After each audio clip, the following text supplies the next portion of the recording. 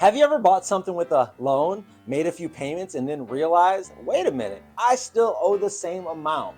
Well, I have, and I know that at least a few of my clients have felt the same way. And it's kind of scary right after you've invested in home ownership and made the biggest investment that you may ever make.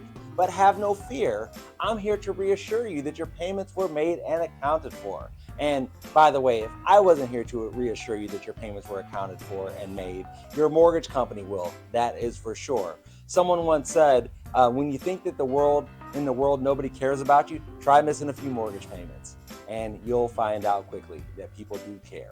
Anyhow, on a fully amortized mortgage, which most of us have, mortgage payments are made up of your principal and interest payments. And your first several years of payments are mostly interest with a little bit of principal sort of mixed in there. Now, of course, principal is the loan amount, or the loan balance. So if you borrow $200,000 on a home loan, then your payment is going to be made up of mostly interest of that 200,000 being the principal, the interest being the 6.5% or whatever interest rate you got on your home loan.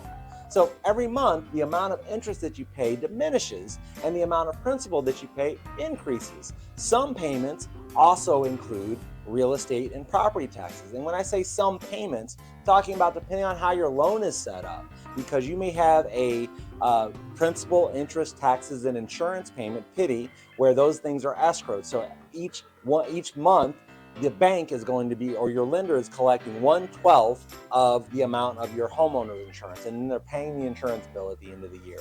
And each month they're collecting 1/12 of the real estate taxes, and they're paying that tax bill at the end of the year. That may be the case, that may not be the case for you, because depending on the type of loan that you have, you may or may not have that included within it. So just because you signed up for a 30-year mortgage doesn't mean that you have to spend 30 years paying it off. A great way to shorten the length of the loan and the amount of interest that you pay is to make bi-weekly payments as opposed to monthly. Bi-weekly, of course, being every 2 weeks. And another way is to make one extra payment each year that's equivalent to your actual payment.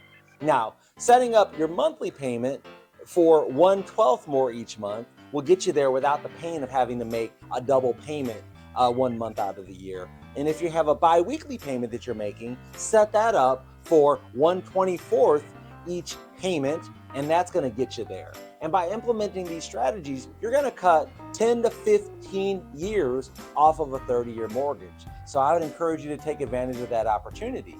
And of course, as you know, I'm not a mortgage broker, I'm a real estate broker, which means that I help people achieve the goal of home ownership, whether it be buying a home or selling a home. But it's important for me to understand the nuances of mortgages because it is an important step in the real estate process. And by understanding and educating myself to all of the various facets of the real estate process, it makes me better prepared to educate you to make good real estate decisions. So if you've got any questions, I'd love to talk with you about it. Just give me a call. I hope that you have a great day, and I'm looking forward to seeing you soon.